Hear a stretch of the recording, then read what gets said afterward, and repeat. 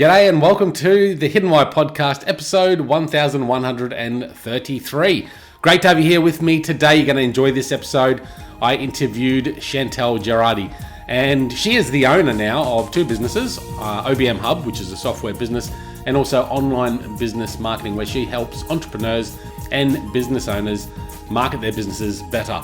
So really cool conversation. We don't really talk too much about how to market yourself better. We actually talk about her journey because it's quite fascinating. We started off with health because for 2 decades she actually ran and owned fitness centers as well. So we talked a lot about health in this, the imposter syndrome, how to find purpose, and how to also set up a business that relates to your passions.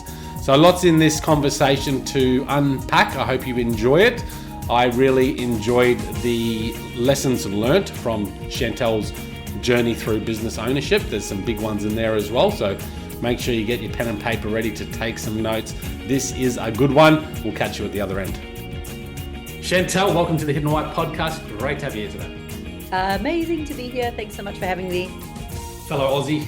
Well, kind of an Aussie. Are you an Aussie? I am an Australian resident, yes, but originally from South Africa. Not far from me anyway. Yeah.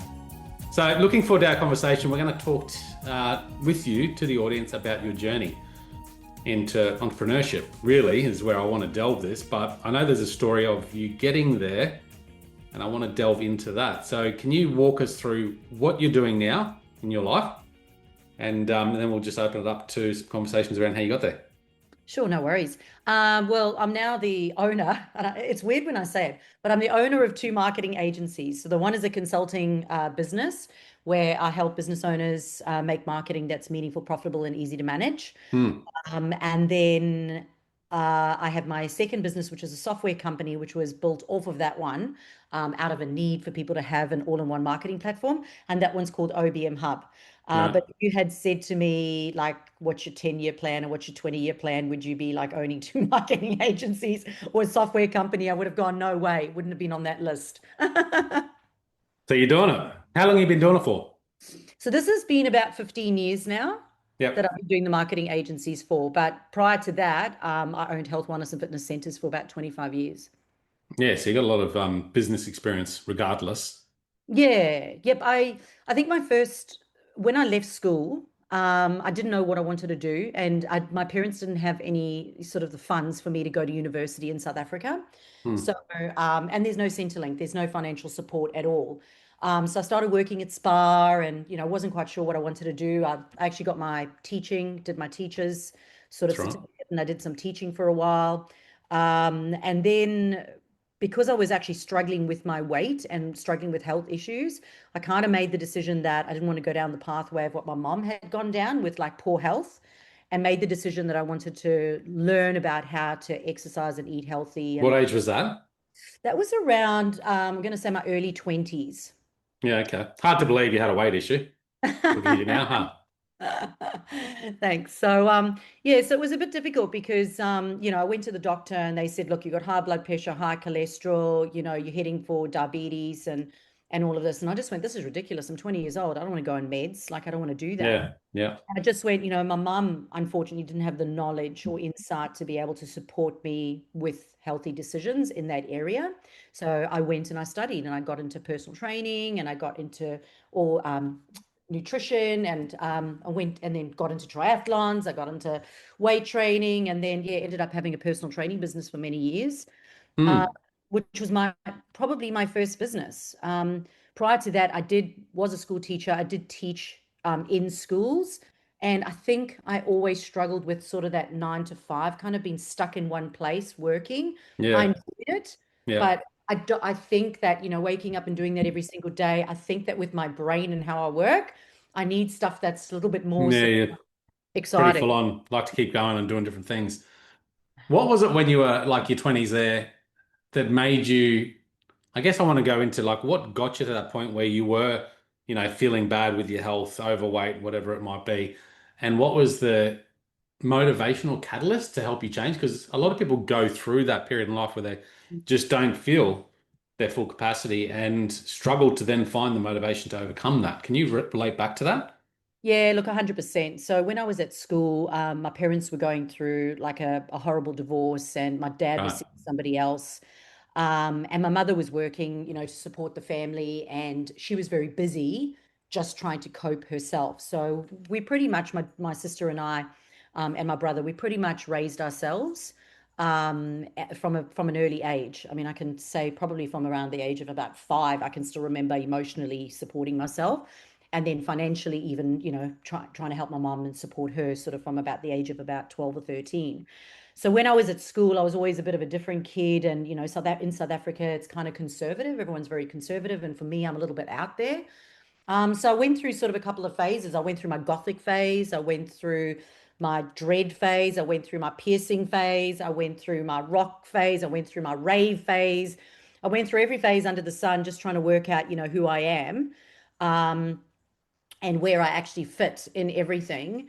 Um, and and I was overweight at that time as well. So at school, I was kind of bullied. I was called Fatty Bum Bum. My family, not my immediate family, but like my cousins and my uncles and that, they always used to go, "Oh, there's Fatty Bum Bum." And I remember hating having my photo taken, absolutely hating having my photo taken. I remember being in a swimming pool once, swimming with all the cousins, and all the cousins were athletes in South Africa. They were like good hockey players and like at an elite level. And Mm, I wasn't good at anything. Like I was not yeah. at I'm not a natural when it comes to Mm, sports or anything like that. yeah. So I always shied away from it. And I even remember one time my uncle had an airplane, and he's like, "Oh, I'll take you for a ride on the airplane."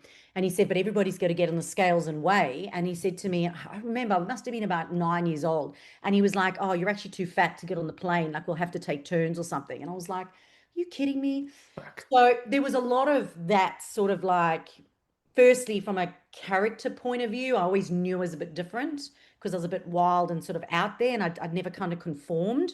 I was always, like a rebel. And at school, they always used to say though that I was a leader, and I used to always lead people, but they said in the wrong way. So hopefully I've changed that now. So I remember like all of that, and I think that as I got older, I kind of worked out that it's okay to be different. It's okay to be me. Uh, Yeah. and what is that? And then I couldn't kind of do a job. So it was like, I'll just make my own job, be my own business owner and run my Yeah. own race. Yeah, it's fundamental. I mean, fatty boom boom, I think you said, and Mm. I smirk and laugh at that here. But I know as a teenager, when you're really developing self-identity, that's critical information that you're receiving, and you actually start to associate with it. But now looking back, like we've got a name for my brother, Tub Tub, but it's a name for all of us now, and we all joke and talk about that. But at a young age, that has massive impact. But I think it also for the right person forces you to then build up some resilience to go, actually, I'm going to fucking show these guys and do something different about it. Did you find that? Well, look, you at the end of the day, you have to make a decision, right? It's like I Mm, can either go down the pathway of take that on, yes, I am, go on medication and for cholesterol, blood pressure, and go down that pathway. Or alternatively, for me, it was like empower myself to be able to, deal and manage with my own health. And I enjoyed the knowledge and the sense of control I had over it in being able to basically create the version of me that I wanted to be. yeah. Will Yeah. tell you though that I mean, I did go completely swing the other way, because I got almost addicted to the dieting and losing weight in the initial stages because I'd always been overweight and I could never wear nice clothes. And all of a sudden, I could wear crop tops and little wraparound skirts, and people were noticing and saying, "Oh, you're looking so good." And my mom actually sent me to the doctor and got the doctor to ask me if I was on steroids because like I'd lost just so much weight. And I was like, steroids of all the things. But I started taking diet pills and I went down the excessive part of it. And then again, I had to relook at it and go, what's a healthy way for me to actually be able to manage this? Right. And I'm Mm, not over exercising, I'm not over dieting, but what's actually a manageable way yeah. to create the new version of me? Mm. Yeah, I can certainly relate to the story. Like I was, I wouldn't say overweight, but I probably was now. I don't know, but I was definitely not a healthy weight. Never run, never liked sports. Was just uncoordinated shit, and I identified with that. Like that's who I was. And it wasn't until I was in my 20s that I thought, no, I've got to do something, and I started jogging and trying, physical exercise and things like that, and start to enjoy it. Not quite to the level that you took it to, But certainly there was a massive transformation and a massive confidence build for me through that period. If you were talking to someone else, knowing what you know now about health and fitness, Mm. and they're sitting there struggling with their health issues in whatever capacity that might be, what advice would you give them to try and make that change to motivate them to? I think you really have to work out how you got there. I think sort of looking back a little and going, how did I get here? But Hmm. then cut it. Like, I think a lot of people like dwell on that where they go, how did I get here? And then they start beating themselves up. It's like, how did I get here? Well, yeah, I was making all these bad decisions, doing all these bad things, plus, a bit of depression, not knowing who I am. But then the other part of that is looking and going, what is the type of person you want to be? And then creating that, what do I need to have in order to be that person? Well, Yeah. I've got to increase my water. I've got to, the basics. It's just the basics. It's your water. It's your sleep. It's keep moving. I mean, it's not rocket science. Um, Hmm. but I always say find something you enjoy doing. Like a girlfriend of mine last week was saying, Yeah, she's it's good advice. down and she's very miserable and she goes to the gym about 5 times a week. But she said going to the gym is actually getting to a point now where she's miserable going to the gym. She's not looking forward to it. And the other day I said to her, well, join my gym. They've got dance classes. And she was like, frick, that'll be amazing. Like, I can't wait. I'll look forward to going to dance classes. And I'm like, Yeah. well, that's great. So you don't have to do 1,000 burpees. You don't have to do a spin class. You can do whatever movement is going to make you happy. Yeah. And, Yep. and dancing is a great one, honestly. Hmm. Like, it's great exercise. Hmm. Not for me, it's not. Yeah, it's probably good exercise. The Yeah, the changing up, like I've found that I can do something for a long period of time, 6, 12 months or whatever, but I find then I change it up and start doing a different routine, and that just keeps it fresh. But certainly the thing for me was, do something else that you actually enjoy that might be a bit more social, like playing tennis. I play tennis now, Yeah. pretty much weekly. And, it's a different form of exercise. And I also found, and you might be able to sort of shape us on this, but I found I was overdoing it. I was pushing myself too hard Yeah. to jog every day, gym every day, do everything every day. Whereas now I think, there's a nice happy balance of exercise that you can incorporate to your life. Yeah, I mean, self-awareness is so important. And like I said, it is addictive. For me, like I really enjoy the endorphins that I get from exercise. So Yeah. if I don't exercise, for a period of days, I will get cranky. So I look forward to exercising because it makes me feel good about myself. But there is also then the obsession, and I just did it recently. I've got my daughter's wedding coming up, so I was like, "Yep, I'm going to train twice a day, so I can fit into that dress." And now, I've ended up hurting my back because I've got a back thing going on, and I've ended up hurting my back, and it's because I pushed it. You know, Hmm. so you have to be self-aware, and you've got to kind of know where that tipping point is for you. Um, but yeah, and just like you said, doing group stuff is really good. Like if you're not motivated to go do something, then join a group where you can meet people and actually you have to meet someone there because you'll look forward to going there because it's a community and you're playing tennis with somebody else. You're going to let someone else down if you don't go. So it makes it easier for you to be able to do those things then. But if you're overweight or not feeling confident with yourself, perhaps going to one of those group things might be quite uncomfortable, right? Yeah, look, to tell you the truth, what I did, because I mean, I remember my arms, I used to have welts under my arms and between my legs from my like fat rubbing together. And for me, it was, I took up swimming. So I did swimming and I did aqua aerobics. And that's how I started to lose my initial weight. And then from aqua aerobics, I started to then feel more confident in myself, get out and then start doing group fitness Yeah. because the water takes the weight off of you. And then aqua aerobics was amazing because when I was pregnant with my twins, I went back to doing aqua aerobics because I could exercise, pregnant with twins in the water you supported. So aqua aerobics is something that a lot of people don't prioritize as an exercise, and yet it's a really great way to get started. Like Yeah, wow. Yeah, I see keep the moving. aqua aerobics all the time when I'm at the pool. Yeah, it's so good. It's seriously so Yeah. good. Yeah. So good for you. Yeah. The I like what you said, sometimes we focus too much on the past, the trauma, whatever, the experience we've had, rather than looking forward to the goals that we want to achieve. And often we can't change ourselves because the goals that we actually have subconsciously aren't linked to our actions, or they are very much linked to our actions. So it's about creating new goals of where you want to be. How do you go about creating those goals, or how have you done that? And I'll Yeah. just throw this in there too, because I think sometimes we have this idea to go, oh, I want to be fit, and we look at the magazines and social media, and I want to look like her or him. and we set these quite audacious goals that then are just unachievable. Yeah. 100%. So when I first started and I started to lose weight and I was doing aqua aerobics, like in my mind, I still had, all that stuff spoken over me from school and my family about how I was overweight. I wasn't a natural at sport. Because the rest of my family are incredibly sporty. Like if you Google them, like they in South Right. Africa, they are national everythings, right? And then there's me, overweight me, who does no sport, no nothing, right? So I had all of these things. And for me, it was just initially about losing that weight and getting healthier from a cholesterol and blood pressure point because I didn't want to go down the same pathway as my mum. But then it was a case of like, well, what am I going to do? Like, am I going to be an athlete or am I going to, what am I actually? And I'm not good at these things, is what I kept telling myself. I'm not a natural at these things. And Leigh, I still say I'm not a natural at these things, but I actually am now. Like I can just go for a run. I can just go for a cycle. I can just axe throw. I can just play golf. Like I actually have become a natural at it, having not Mm. been natural, all because I made the decision to give things a crack. And I think that that's the most important thing. It's like you don't have to be good at everything, but just give everything a crack. So for me, I think the goal initially was that I just didn't want to be on medication. So that was a really, a big goal for me. And I think sometimes the body kind of like whispers to you, and then it starts to shout at you, and then all of a sudden you've got something going on, and you have to deal with it. And then Mm. people, have now got to go and sort that out. But I think that, for me, it's really easy. I'll just look at what is it exactly that I want? What is going to satisfy my soul? And I think that's important. Like, and you and I have this discussion all the time, like when is enough enough?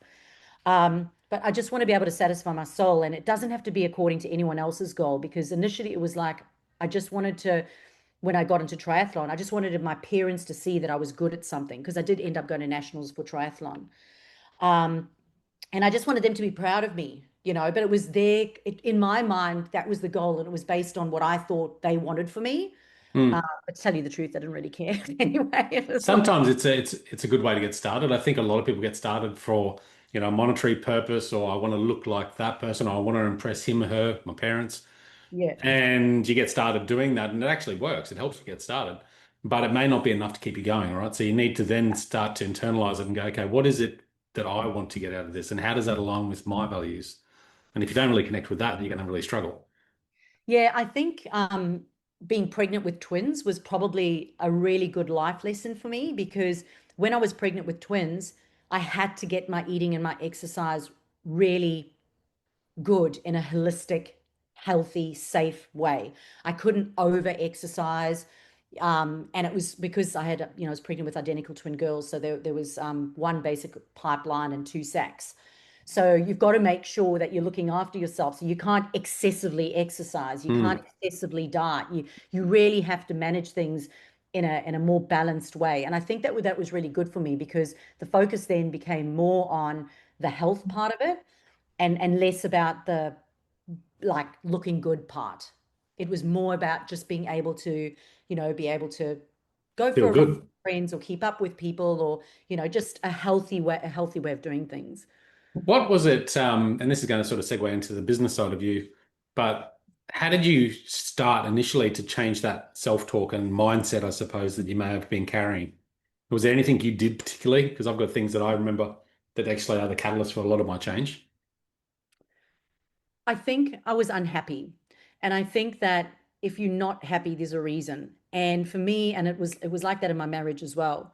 I was just unhappy, and I was like, I don't want to wake up every single day being unhappy. Something is making me unhappy, and we create our own happiness. So however I am right now is obviously not working. So for me, that is my meter of how I am. If I go to bed happy every day and I wake up every day and I'm happy, then that is my barometer for me being awesome.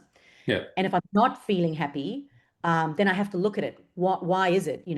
Why am I not happy? And it was like that when I was school teaching. I loved school teaching, but when I woke up every day, I wasn't happy going to do it. When I ended at the end of the day, I wasn't happy. I wasn't totally, absolutely, amazingly happy. And Define happiness for us. I don't know. I feel like I have a smile on my face all the time, and I'm glowing and I'm happy. And that to me is, I'm even when shit comes at me, I still feel happy. I don't Are you really. happy all the time? A lot of the time I am. I'm a big Mm. crier. I do cry quite Oh, often. look, I'm all about happiness, and I think it's a great barometer for measurement of what's right and what's the frictions in your life. But I'll be honest, I'm not happy all the time. I've got plenty of days. This week has been one of those weeks, you know. Yeah. Yeah, and that's I think a good measurement to look at it and go, okay, well, what the fuck's gone on in my life right now that's causing that? And it might be external elements that I can't control, Yeah. well, to some extent, but it might be internal things and stuff that I'm doing that I need to change. Oh, 100%. And I mean, I said this to you earlier when you made a comment about something, and I was like, I reflected on that because I like to reflect on things. And I was like, that wasn't quite it, but I reflected on it and really gave me some good insight into things. So I think, being aware of yourself, being self-aware is so important. And then looking at it. And if you are out of flow and shit's happening all the time, that I mean, that is another sign stuff is not right. Like if everything you're doing is just not working out, there's a reason, and it's normally because you've got to look inside of yourself, you Hmm. know. And I mean, I'm lucky because I'm not lucky, but I choose to I I'm choose to lucky. journal. I choose to journal. I choose to So are um these the things you started to do to change that mindset? Like, did you start with all these things, or was there like particular one, like meditation was the catalyst, or none of did you that. start listening to positive podcasts rather than, because this is the catalyst for me. I was typical Aussie, waking up, going to work in a job that I didn't really like at the time, watching the Channel 7 news in the morning, watching the Channel 7 news at night, all that negative shit going in. And as soon Mm. as I switched that off and started putting positive stuff in, things started to really change. And that was the thing for me. And then I started to do journaling and meditation and, exercising more and all that sort of stuff. Yeah. No, I think for me, it was just a decision that I didn't want to live that unhealthy life and I wanted to live a healthier life. So, what are Yeah. the ingredients that I have to have in my life to have that? But I didn't do any personal development until probably when I got divorced. That's when I really got into personal development. I would say, if anything, it was spirituality because I was quite involved in the church. And if anything, Uh, was, it sounds corny and I don't really do it that much anymore, but reading the Bible and positive scripts, and it really would have come from that. It didn't actually come from personal development until my divorce. when you said you ran fitness centers and were in the fitness industry for a couple of decades, when was the divorce in that timeline? Was it at the start, the ends? Yeah, so I got married in South Africa, and I opened up. I was, what was it? How many we literally Hannah was due to be born, and I opened up my first health, wellness, and fitness center in Durban, South Africa. Right. Um, and like I was that pregnant, and I was opening my first gym. A year after that, 1 year exactly later, we got the opportunity to move to Australia. And when we moved here, my husband was going to work and I was going to stay at home and look after the kids, and we're paying away into the country. But he lost his job twice in the first 4 years. So I was working at health, wellness, and fitness centers, and I was doing classes, and I was working out at the parks. And then because of the weather, and because obviously I had three kids under the age of 5 years old, because my twins were four, Hannah was one, I was like, I really need to get a facility because if I can get a facility, then obviously I can have the kids there with me while I'm doing it. So I think it was in 2010 Right. where I left the husband and I opened up a health, wellness, and fitness center Yeah. because I Okay. just went, this is not working. I'm not happy. This is not working.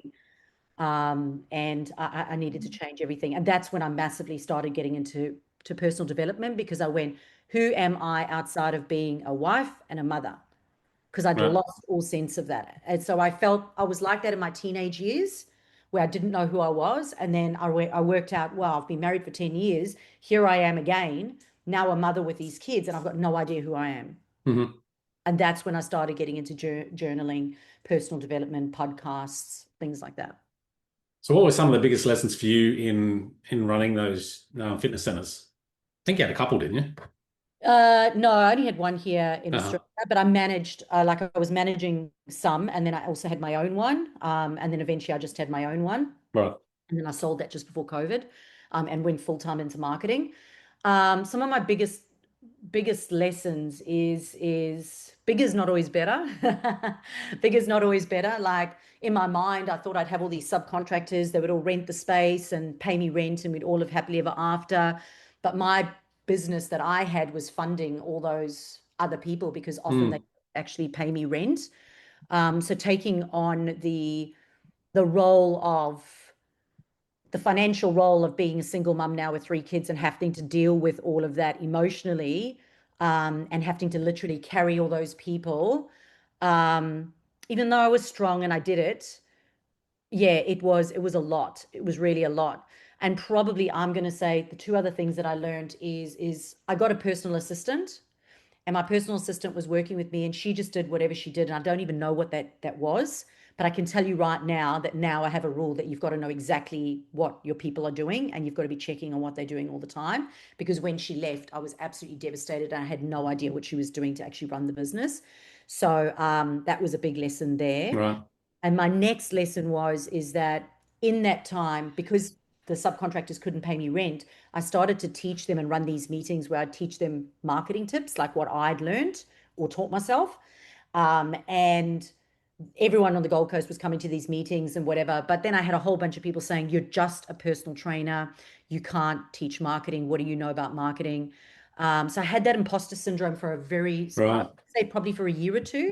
I had that imposter syndrome, but people kept asking me, "Please So put up." this is while you're running the fitness center? Yep, yep, yep. So You over started that, doing marketing lessons for people? yep. What made you go to do marketing lessons for people? It was just, I like marketing and I want to teach others? No, the subcontractors. So I would have about Oh, five right.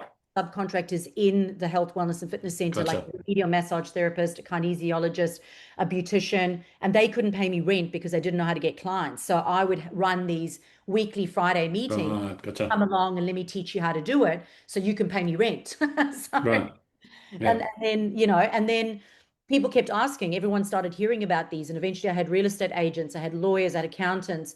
Everyone was coming, going, "Could you teach us how to do it?" Because, social media was quite new at that time and people didn't know how to do it. So they were like, "Show us." So this was before COVID, Oh, yeah.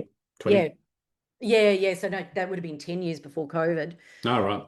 Yep. So, but I remember there was another coach, and she said, "Chantal, you've just got to know more than the person that you are talking to, and they've got to be prepared to pay you for it." And I went, "That's just freaking easy." So I just hung on to that and went, "Okay, hang on to that now. And as long as these people actually want me and I can actually help them, it's fine." So I had to get rid of that imposter syndrome because it was huge. Hmm. Everyone, again, I had people telling me, "No, you can't do it. You're just a personal trainer." Yeah. So Yeah. I've been told that my whole life. So probably an exceptionally good lesson is just because people say, "No, you can't do it," or perhaps maybe it's even your inner self-talk is telling you, "No, you can't do it." You Hmm. can Hmm. do anything you put your mind to. Yeah. So we'll say that again. As long as you know more than what they know and they're happy As to long pay you as you for know it. more, yeah, as long as you know more than the person you're talking to and Yep. you can help them and they prepared to pay you for that, it's a win, right?